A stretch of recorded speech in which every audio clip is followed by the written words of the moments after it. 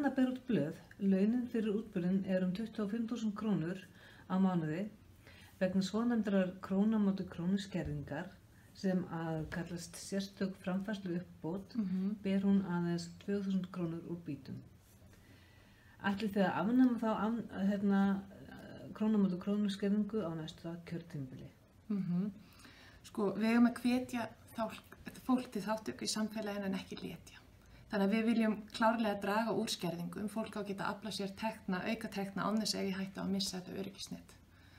Og við viljum skoða leiðir til að tryggja öllum borgurum landsins skilyrðislega grunnframfærslu. Þetta hefur verið svona eitt af okkar áherslumálum líka. Sérstaklega í framtíð sem eru mótast af tækniþróun og sjálfvirknivæðingu. En grunnurinn að þessu er að allir eiga rétt á grundvallar lífsgæðum og tækifærum og það er á okkar ábyrgð að finna bestu leiðirnar til þess að tryggja öllum borgurum þessi sjálfsögréttindi. Þannig að það er stefna okkar að minnka þessar skerðingar með það markmið að afnema þær alveg. Það er mikil skömm að þessu kerfi sem að vinnur í raun gegn sjálfu sér. Sjálfstæðisflokknum finnst það og ég get ímyndað mér að mörgum öðrum finnst það.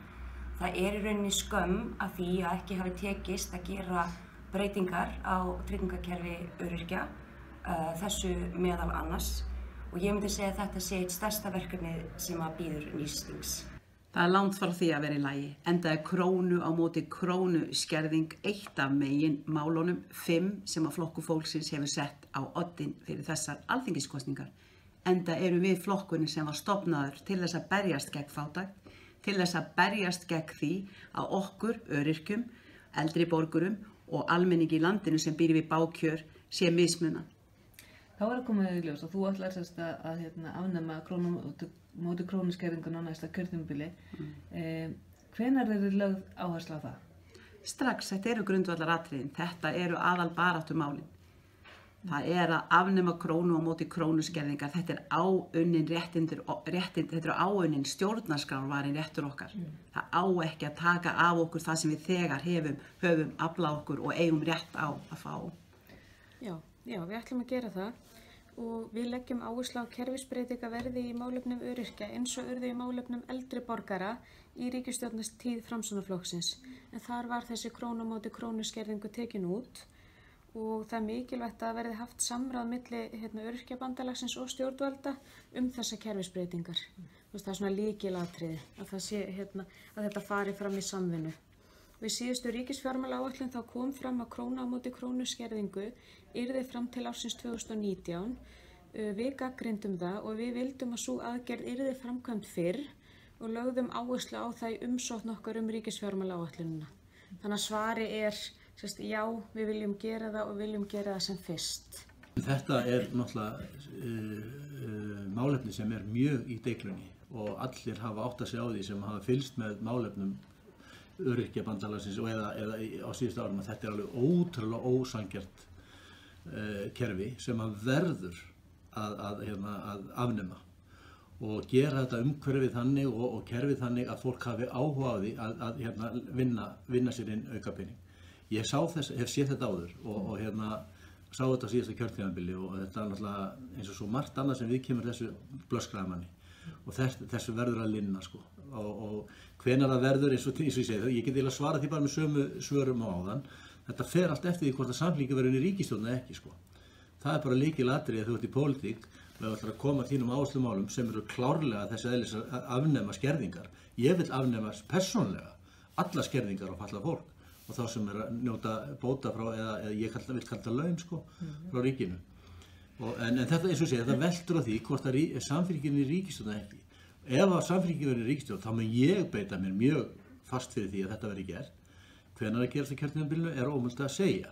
Það fer alltaf eftir samkomulagi innan flokka. Þetta er náttúrulega mjög slæmt að fólk sem er á öryrkjar sem eru á vinnumarkaði að þeir sjá ekki ávinning af því í buddunni.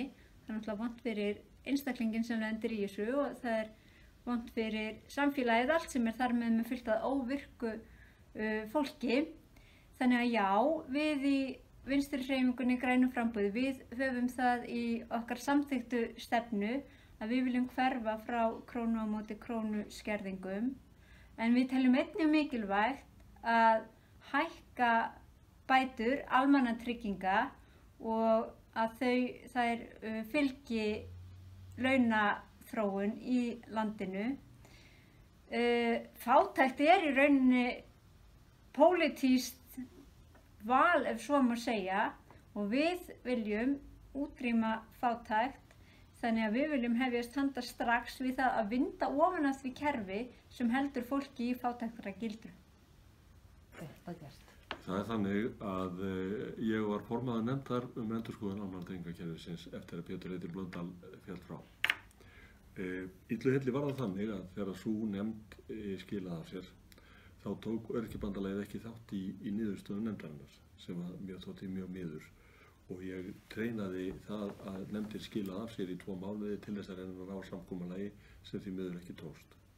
Það sem Miðflokkurinn hyggst gera er að taka þegar eftir kosningar viðræður við Öryrkjabandalag Íslands það að öryrkjar fái þau réttindi sem allir eldri borgarar fengu á sínum tíma vegna þess að þeir stóðu að þessari niðurstöðu nefndarinnar. Í stuttumáli, nei, okkur finnst ekki í lagi að fólk, þessi króna á móti krónu skerðing. Við erum búin að setja fram núna í okkar stefnuskrá að atvinnutekjur skerði ekki lífeyristekjur. Það sama á við öryrkja. Við erum líka mjög áfram það að halda áfram því starfi sem nefndin lagði til, þar að segja starfsgetumat, upptöku þess. Það vant með farið, það þarf að aðgæta það mjög vel, vegna þess að við þurfum líka að tryggja að þeir sem fá starfsgetumat í kjölfar þess að því komið á, að þeir fái hlutarstörf við hæfi. Vegna þess að fái þeir það ekki, þá það náttúrulega verð farið en að heimasetja. En í stuttumáli, okkur finnst krónu á móti krónu skerðing ekki í lagi og ég ítreka það að við viljum taka strax upp viðræður við Öryrkjabandalagið að koma henni fyrir gattanum. Já, teljum raun og veru að afnám þessari krónu á móti krónu skerðingar sé algjör lykilforsenda í breyttu örorkulífeyriskerfi. Það ekki hægt að finna í raun og veru mikið verra fyrirkomulag upp á hvata til atvinnuþátttöku sem einmitt lykilatriði í örorkulífeyriskerfinu að það verða að vera fyrir hendi, að fólk sé stutt áfram í fyrstu skrefum sínum til aukinnar atvinnuþátttöku en ekki beinlínis refsað eins og í núverandi kerfi. Þannig að algjört lykilatriði að afnema krónu fyrir krónu skerðingar. Hvenær lögð áhersla á það? Ég held að það sé algjörlega nauðsynlegt að klára endurskoðun á örorkulífeyriskerfinu sem fyrst. Okkar áætlanir í núverandi ríkisstjórn gerðu ráð fyrir að það tæki gildi eigi síðar heldur en 1. janúar 2019 og ég held að það þurfi að megi ekki seinna að vera heldur en það. Þannig að það þarf að ljúka endurskoðuninni og það þarf að gera hana í samstarfi við þá hagsmunaaðila og í samtengingu við þá þær breytingar sem verið að vinna líka varðandi örorkumat eða starfsgetumat og starfsendurhæfingu. Þannig að þessi kerfi vinni betur saman heldur en það gerir í dag og ýti undir og tryggja að fólk hafi ávinning af atvinnuþátttöku að því marki sem að fólk getur unnið.